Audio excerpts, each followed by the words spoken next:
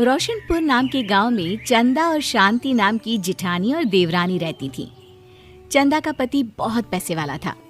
उनके पास किसी भी चीज की कोई कमी नहीं थी और उसके विपरीत शांति का पति बहुत ही गरीब और नशेड़ी था।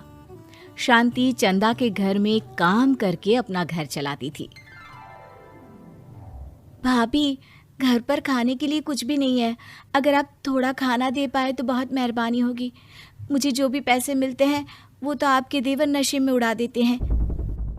ये तुम लोगों का ना रोज रोज का ड्रामा हो गया है।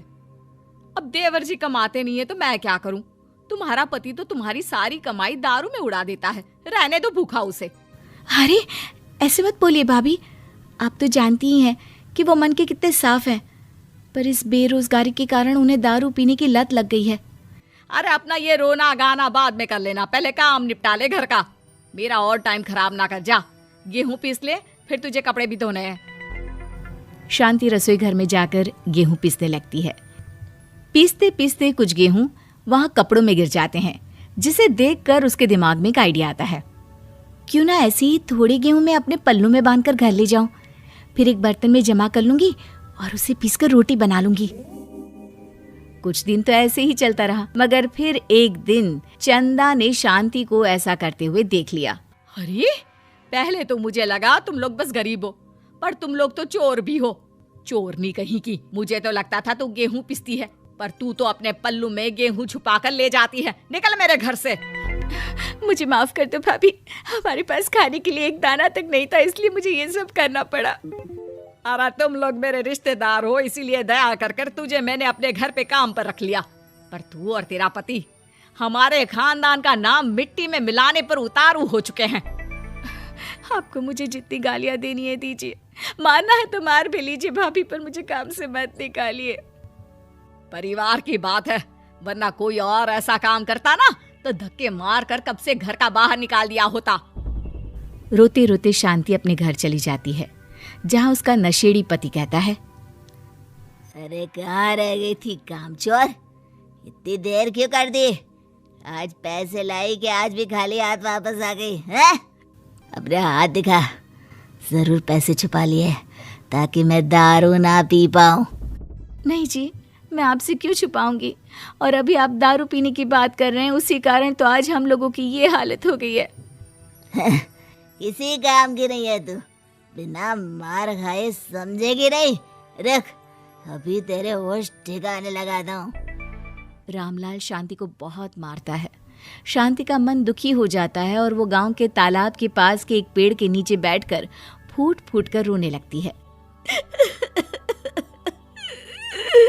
मैंने कभी किसी का बुरा नहीं किया, फिर भी भगवान मेरे साथ ऐसा क्यों कर रहा है?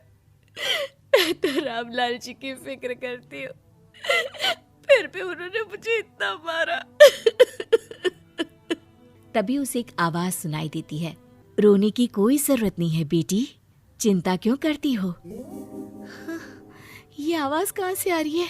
शांति अपने आसपास देखती है, उसे कोई नहीं दिखता। वो ऊपर देखती है, जहाँ उसे एक छोटी सी परी दिखती है। आप कौन है? आप तो कोई परी लगती हैं। हाँ बेटी, मैं इसी पेड़ पर रहती हूँ। मैंने तुम्हारी सारी बात सुनी, अब तुम्हें फिक्र करने की कोई जरूरत नहीं। अपनी आंखें बंद करो। शांति आंखें बंद करती है और जादुई परी अपनी छड़ी घुमाती है। उसकी छड़ी घुमाते ही पेड़ के सारे पत्ते सुनहरे रंग के हो जाते हैं। परी उनमें से एक पत्ता तोड़ लेती है और फिर से अपनी छड़ी घुमाती है, जिसके कारण सारे पत्ते पहले की तरह साधारण से दिखने लगते हैं। आंखें खोलो बेटा। लो, इस पत्ते को ले जाकर अपने तकिए के नीचे रख देना। ये तो एक साधारण पत्ता है, इससे क्या होगा? ठीक है, अगर आप कहती हैं तो मैं इसे रख लेती हूँ। शांति उस पत्ते को लेकर अपने घर जाती है और अपने कमरे में तकिए के नीचे रखकर सो जाती है। सपने में उसे वही पेड़ वाली जादुई परी दिखाई देती है। बोलो शांति, क्या चाहिए तुम्हें? मैं चाहती हूँ हम बहुत अमीर हो जाए और मेरे पति नशा करना छोड़ दे, उन्हें कोई काम भी मिल जाए। कल जब तुम सुबह नींद से जागोगी, तुम्हारी इच्छा पूरी हो गई होगी। अगली सुबह शांति नींद से जागती है। अपने आसपास का नजारा देखकर चौंक जाती है। उसके बिस्तर पर चारों तरफ सोने चांदी रखे हुए थे। हे भगवान, कहीं मैं सपना तो नहीं देख रही? इतना सारा सोना, वो भी मुझ गरीब के पास। रामलाल जी को बताती हूँ, वो बहुत खुश होंगे। शांति जैसे ही कमरे के बाहर जाती है, वो देखती है कि रामलाल सूट बूट पहने काम के लिए बाहर जा रहा होता है। मुझे शहर में एक नौकरी मिल गई है शांति, मुझे आने में देर हो जाएगी, घर का ध्यान रखना। और इस तरह शांति बहुत अच्छा जीवन बिताने लगती है। उसके पास अब किसी भी चीज की कमी नहीं रह जाती। रातों रात शांति के पास आए इतने पैसों को देखकर उसकी जिठानी उससे पूछती है, अरे क्यों रे शांति, कहीं बड़ा हाथ मारा है क्या? अचानक तुम लोगों के पास इतना पैसा कैसे आ गया? नहीं भाभी, ये सब तो जादुई परी के दिए हुए पत्ते का कमाल है। शांति जादुई पत्ते के बारे में सारी बात चंदा को बताती है, जिसे सुनकर चंदा के मन में लालच आ जाता है और वो झूठ मूठ रोते हुए उसी पेड़ के नीचे जाती है जहाँ उसकी रोने की आवाज सुनकर जादुई परी कहती है, क्या हुआ बेटा, क्यों रो रही हो? मैं बहुत गरीब हूँ, मेरे पति मुझे बहुत मारते हैं, अब मैं जीना नहीं चाहती। चिंता मत करो बेटा, अपनी आंखें बंद करो। जादुई परी चंदा को भी उसी पेड़ का एक पत्ता देती है और तकिए के नीचे रखने को कहती है। चंदा उस पत्ते को लाकर अपने तकिए के नीचे रख लेती है और अगली सुबह जब उठती है तो उसके कमरे में चारों तरफ सांप बिच्छू रहते हैं। अरे बचाओ बचाओ, कोई मुझे बचाओ, ये कैसा पत्ता है जिसे लाने के बाद उस गरीब शांति के पास तो इतना सारा सोना आ गया और मेरे चारों तरफ ये सांप बिच्छू, अरे कोई बचाओ।